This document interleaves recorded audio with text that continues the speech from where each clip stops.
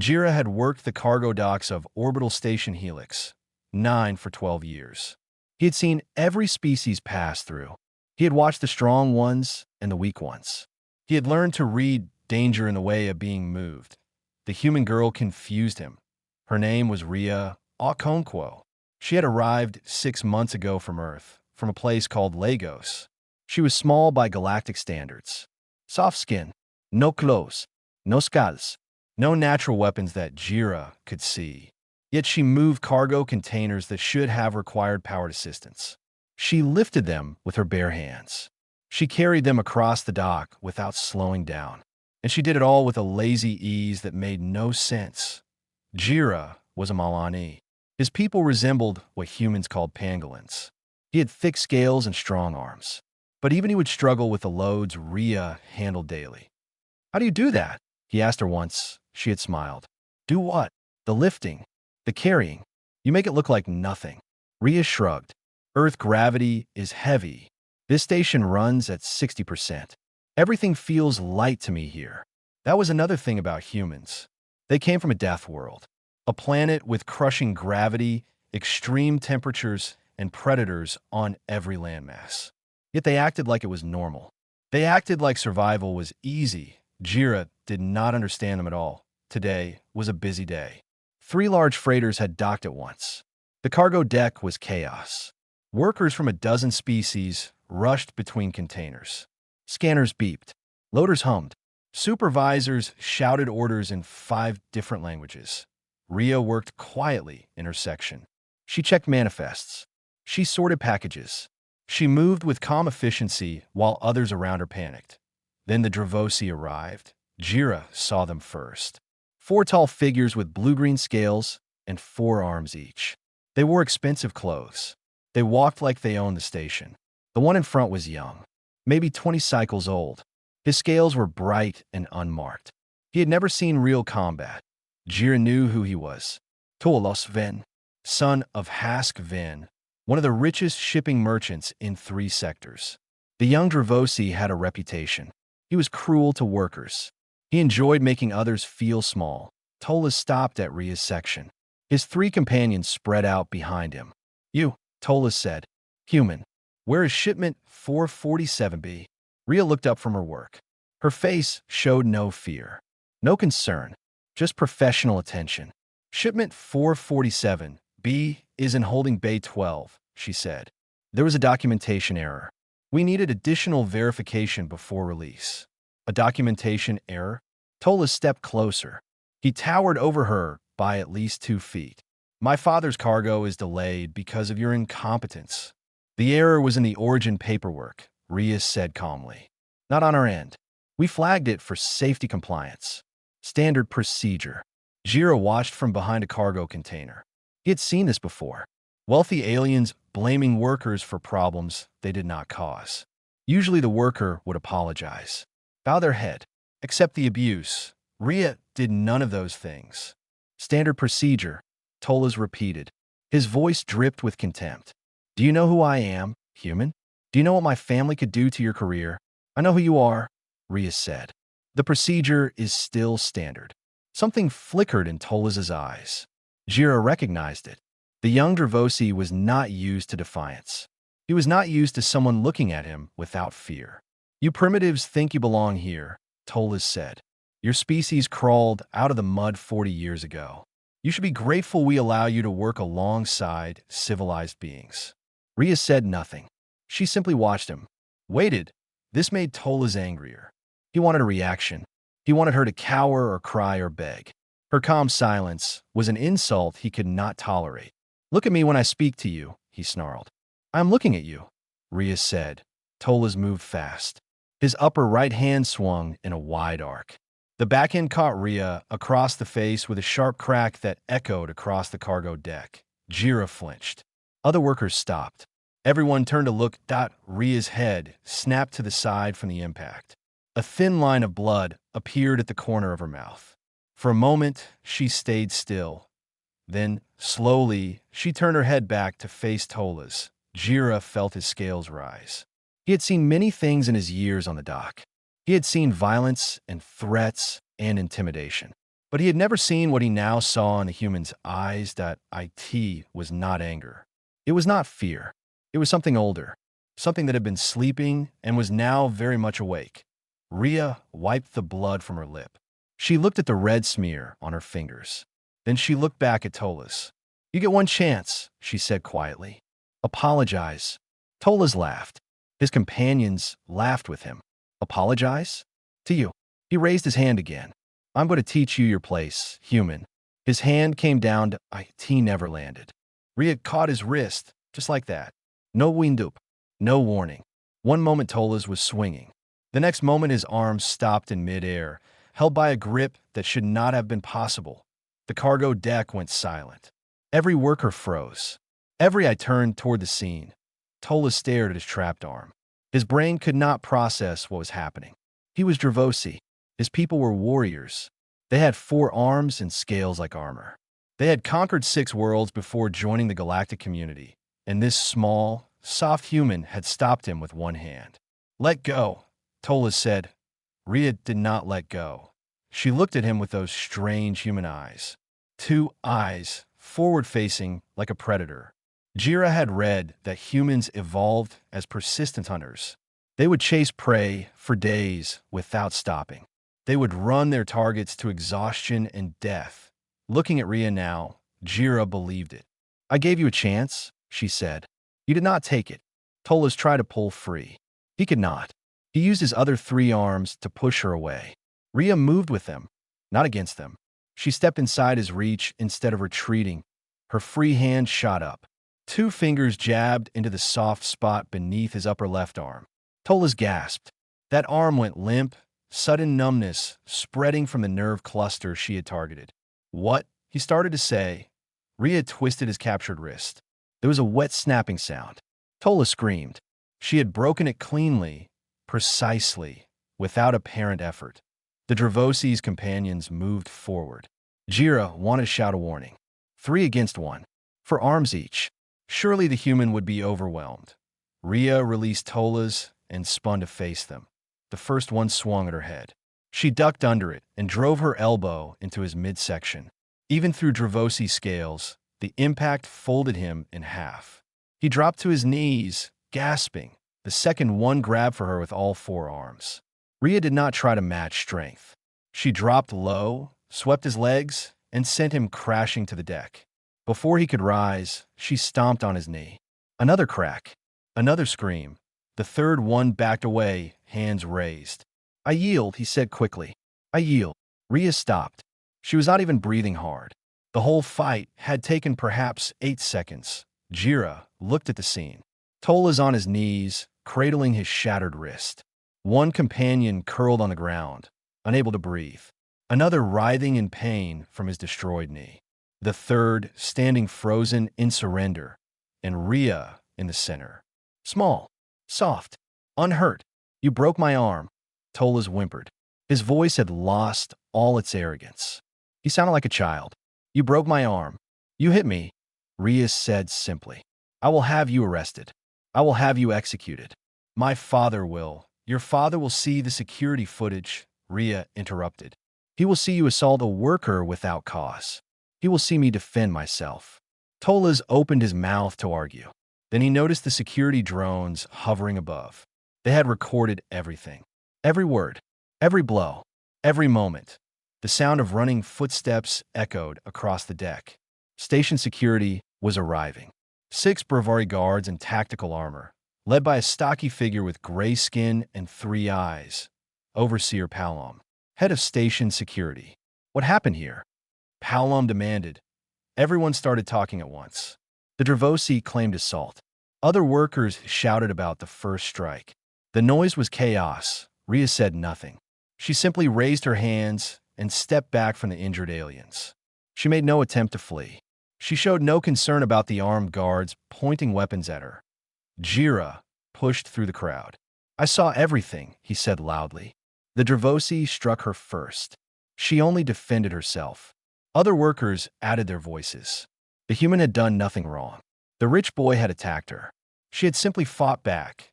Palom looked from the bleeding Dravosi to the calm human to the security drones above. Take them all to the security office, he ordered.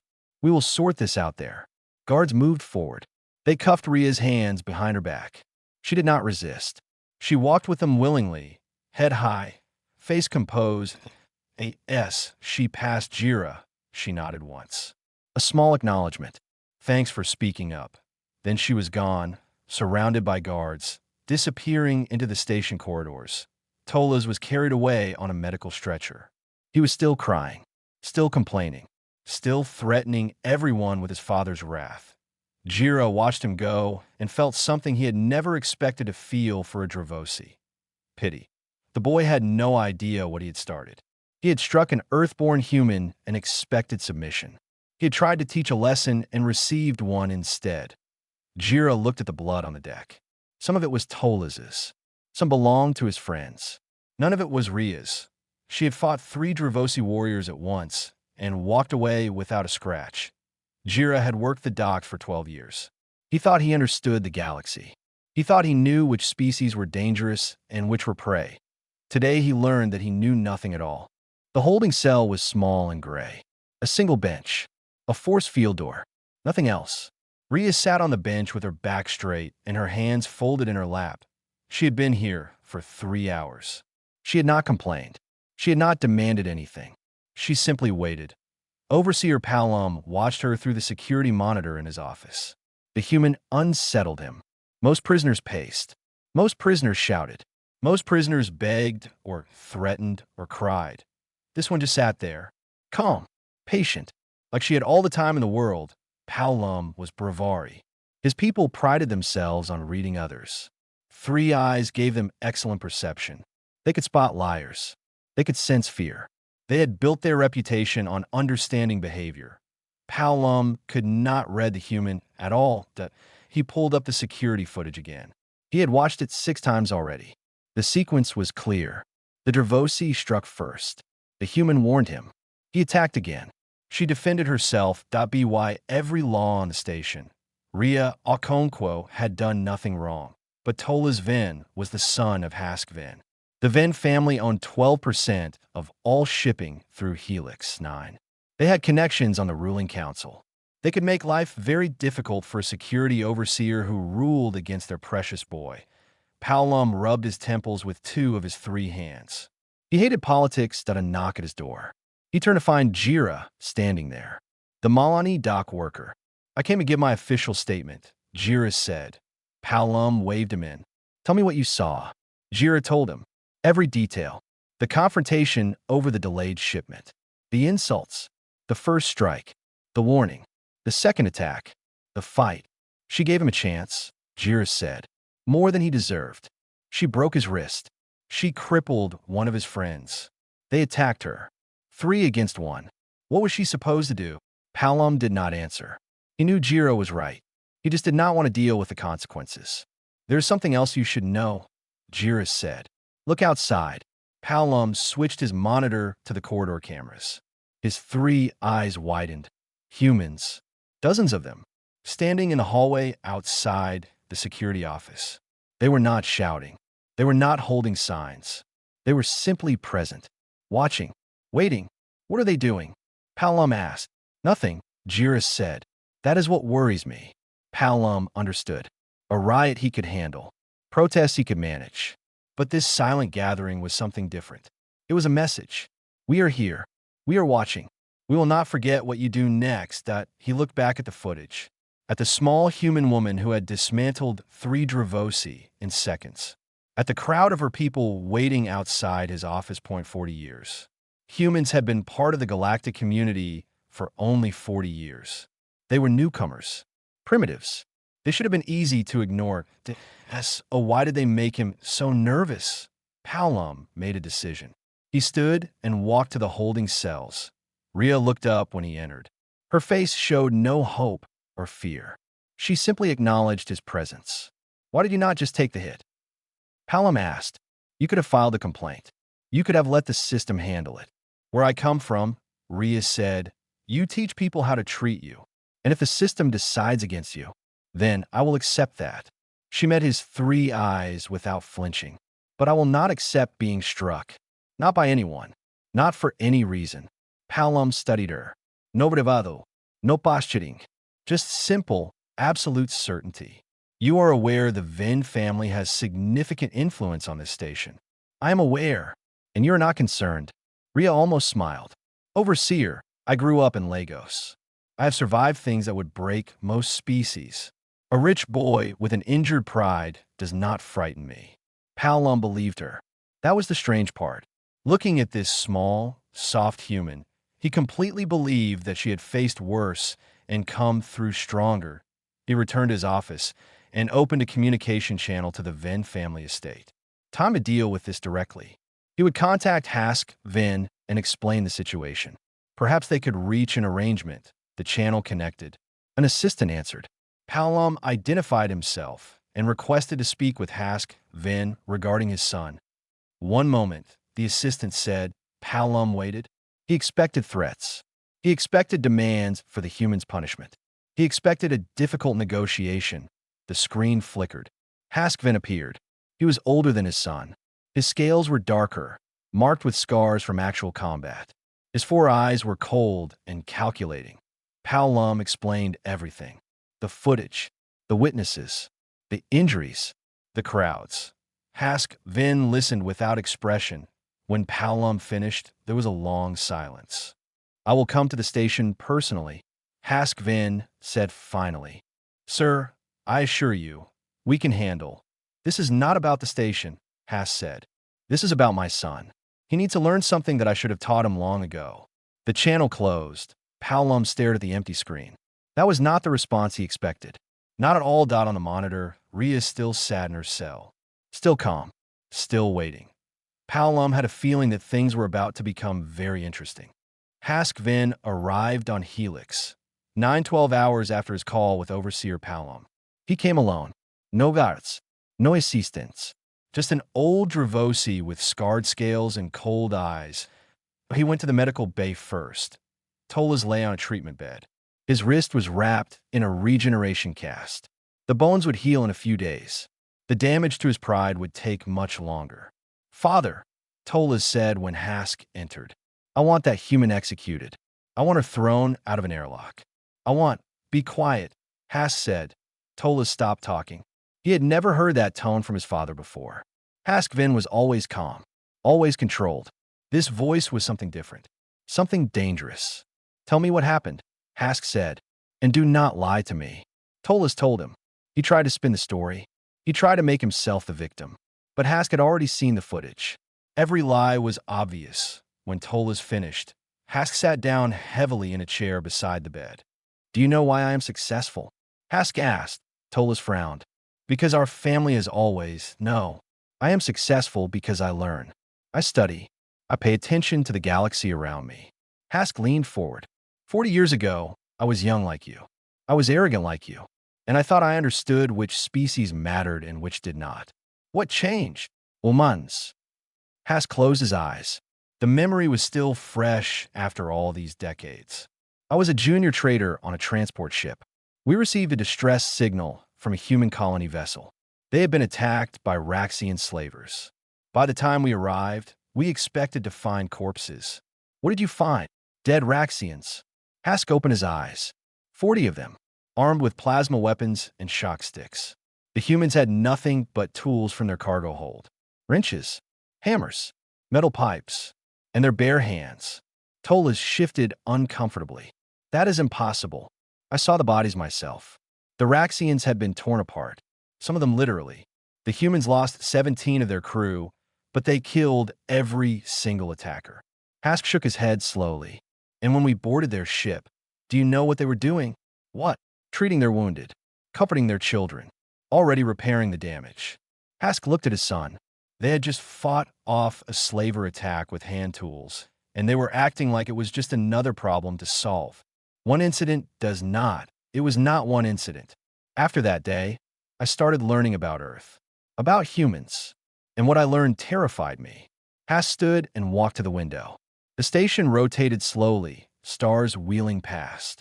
Earth is a death world, he said. You know this term, but you do not understand it. Their planet has 6 times the gravity we prefer.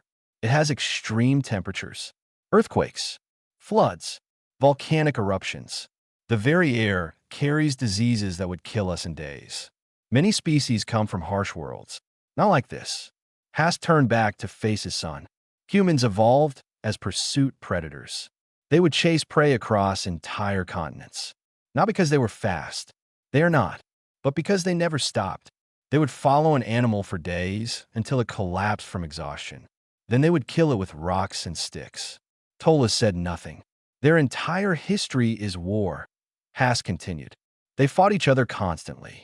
For territory. For resources. For ideas. They invented weapons that could destroy their own cities. They used them. And then they rebuilt and invented better ones. Father, I am not finished. Hask walked to the bed and looked down at his son. Do you know what humans call their military training? They call it basic. Basic training.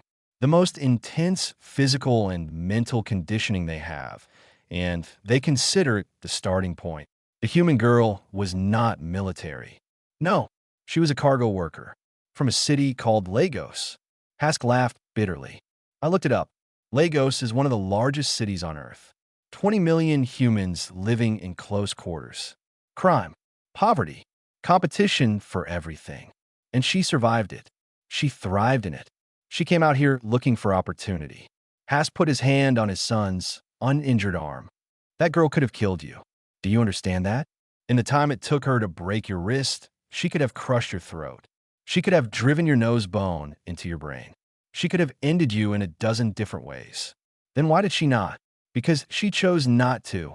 Because humans have learned to control themselves. They are the most dangerous species in the galaxy, and they have spent their entire history learning when not to kill. Tolas looked away. His face was pale. That was mercy, Hask said softly. She gave you mercy, and you are too foolish to recognize it. What do you want me to do? Hask stepped back. His expression hardened. You will apologize. Publicly. On the same deck where you struck her. Father. And you will thank whatever gods the Dravosi believe and that she let you live to do it. Hask walked toward the door. I have spent 40 years building relationships with humans, he said without turning around. I will not let your stupidity destroy them. Learn this lesson, boy, or the next Earthborn you cross may not be so kind. He left his son alone with his broken wrist and his shattered pride. Ria walked out of the security office, a free woman. The charges had been dropped. Self-defense, clear footage, multiple witnesses. Even the Vin family had not contested it. The crowd of humans outside parted to let her through. A few nodded. A few smiled. No one cheered or celebrated. They simply acknowledged her and went back to their lives. That was the human way, Jiren noticed. Quiet solidarity. No drama. Just presence when it mattered. 3 days later, the apology happened. The cargo deck was crowded. Word had spread across the station. Everyone wanted to see the rich Dravosi boy humble himself before the Earthborn girl. Jira stood near the front. He had earned that spot, he felt. He had been there at the beginning. Tolas Vin walked onto the deck with his father behind him. The young Dravosi's arm was still in a regeneration cast. His scales had lost their shine. He looked smaller somehow. Defeated, Ria was already there.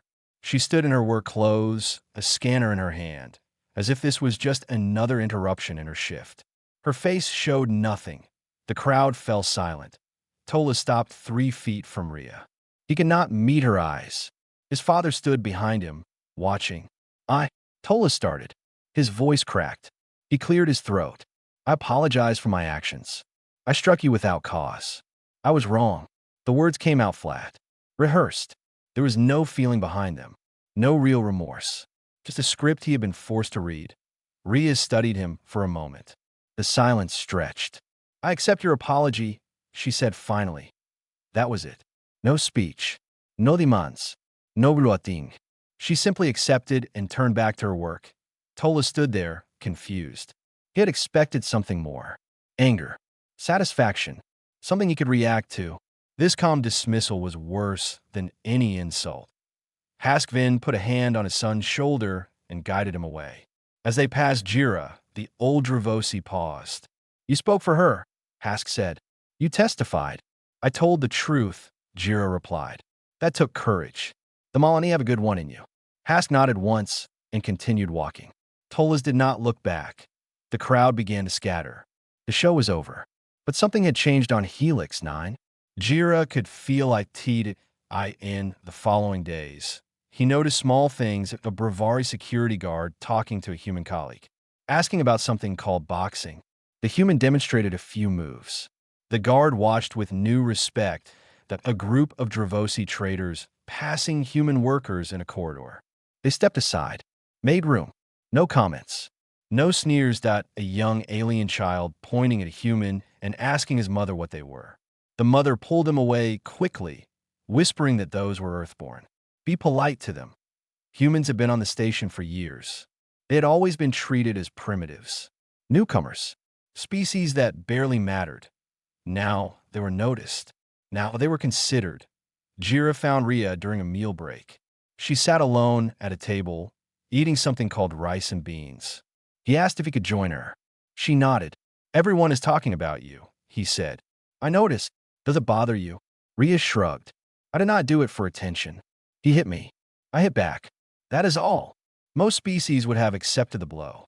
Filed a complaint. Let the authorities handle it. I am not most species. Jira picked at his own food. A question had been bothering him since the fight. The way you moved, he said. The way you fought. That was not random. You have training. Ria nodded. Boxing. Since I was 12. My father taught me. Boxing. It is a human sport. Two people. Fists only. You fight until one cannot continue. Jira stared at her. You do this for fun? Some humans do. I did it to survive. Ria took another bite of her food. Lagos was not an easy place. A girl who could not fight was a girl who became a victim. I chose not to be a victim. And now, on the station, are you still fighting to survive? Ria considered the question. I think humans are always fighting. It is in our nature. We just choose our battles more carefully as we get older. She finished her meal and stood. I should get back to work. Ria. Jira stopped her. The Dravosi boy.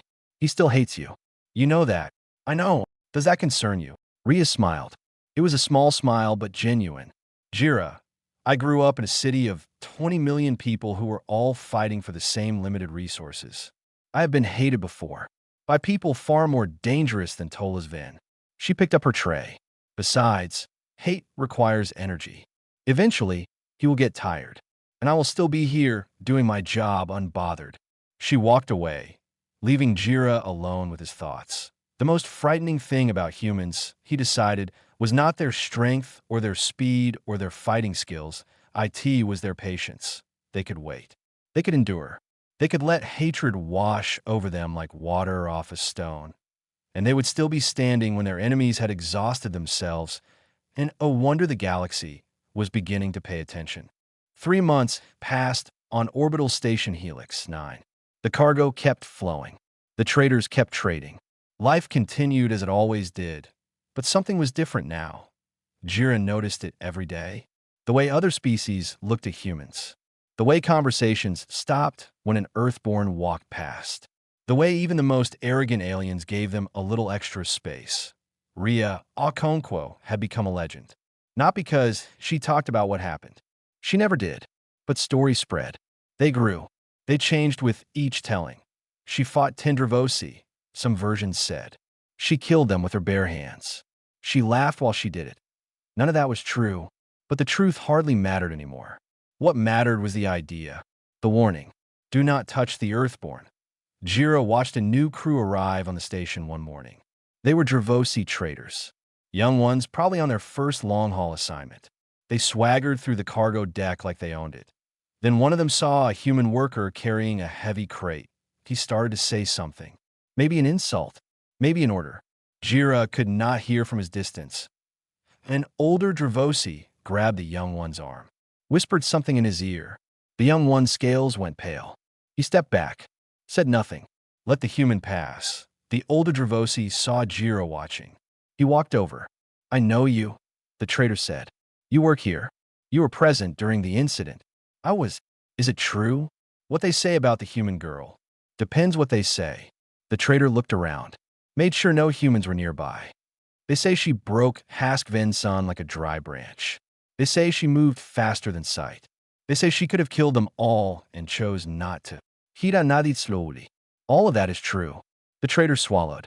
I told my young ones to be careful here, to watch their manners around the Earthborn. That is wise. We are Dravosi. We conquered 6 worlds, and humans conquered their own planet. Every piece of it. They fought their way to dominance against predators and diseases and each other. Jira gestured toward the human section of the dock. That girl over there? She is not even a soldier. She is a cargo worker, and she destroyed 3 of your warriors without breaking a sweat. The trader said nothing more.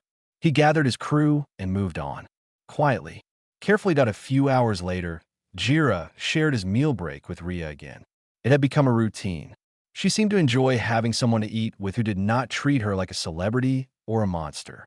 A Bravari child approached me today, she said. Asked if I really fought a Dravosi warrior. What did you tell her? I told her he was not a warrior, and it was not much of a fight. Hira laughed. You are becoming modest. I'm being honest. Tolas Ven had never been in a real fight in his life. He had scales and 4 arms and thought that made him dangerous. It does not. What does make someone dangerous?